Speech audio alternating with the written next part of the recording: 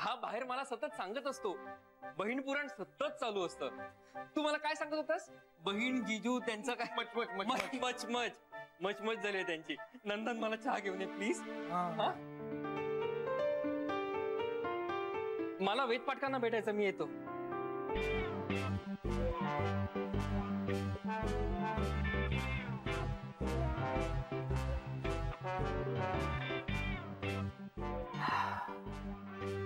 अरे हो, वेद पाठकांना मलाही भेटायचं आहे.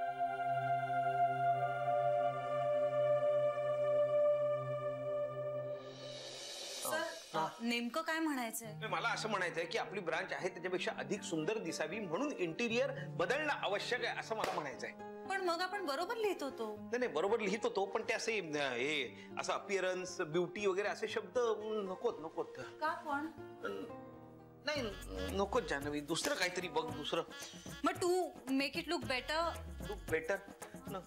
लुक बेटर ते असं काही नको. तुला सांगतो जान्हवी, डोळ्यासमोर भीषण अशा आठवणी येतात, थैथ्या नाचायला लागतात.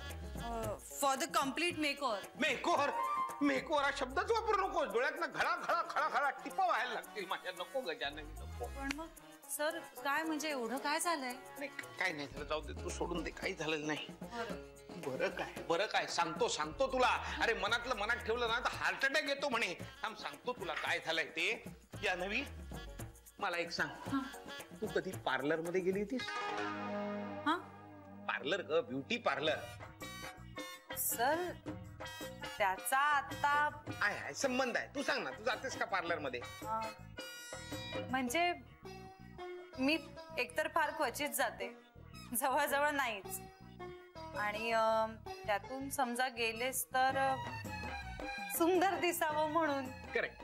म्हणजे जेव्हा तू पार्लर मधून बाहेर येतेस तेव्हा तू छान दिसत असतेस.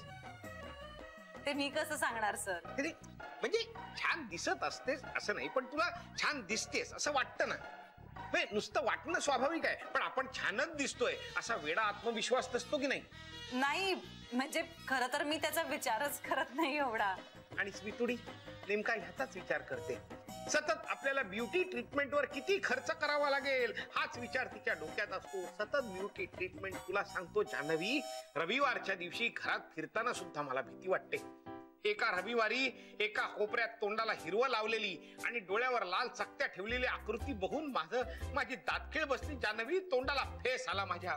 एकदा तर स्वीटुडीच्या डोक्यातून धूर निघत होता. मला वाटलं आग लागली म्हणून मी जाऊन पाणी ओतलं. त्याच्यावरती चिडली, माझी हेअर ट्रीटमेंट तुम्ही खराब केलीत म्हणून. तुम्हाला काहीच कसं कळत नाही. काल मी घरी होतो, ही म्हणाली मी पार्लर मध्ये जाते, मला मेकओव्हर करायचं आहे, मला वेगळं दिसायचं आहे. मी म्हटलं छा. तेवढीच घरात 2 तास शांतता. 2 तासांनी परत आली. मी दरवाजात उभा होतो. दरवाजा उघडल्या मी तिला विचारलं, का ग पार्लर बंद होतं का? त्यावर भयंकर चिडली माझ्यावर. म्हणाली तुम्हाला सौंदर्यातलं काहीच कसं कळत नाही, तुम्ही खरं तर बोललंच नाही पाहिजे, काय वाटेल ते बोलली. मला आकाश पाताळ एक केलं. तेव्हापासून जान्हवी मनात भीती बसले. हे बँकेचं रूप सुधारण्यासाठी लेटर लिहायचं तर ते सुद्धा जमत नाहीये मला. तुला हसू येत आहे ना? नाही हस जान्हवी हस. दुसऱ्याला कोणाला तरी ह्यातून आनंद मिळत असेल ना तरी मला आनंद आहे. नाही सर. नाही हस.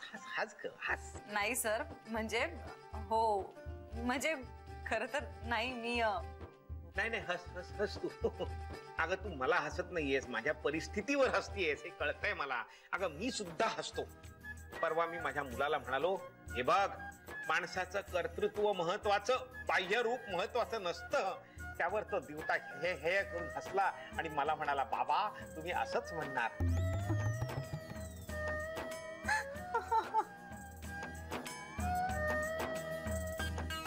तुला सांगतो जान्हवी, मुलं ही निसर्गाने आपल्याला घडवलेली अद्दल असते. आधी लग्न मग मुलं, निसर्गाचा सिक्वेन्स बघ.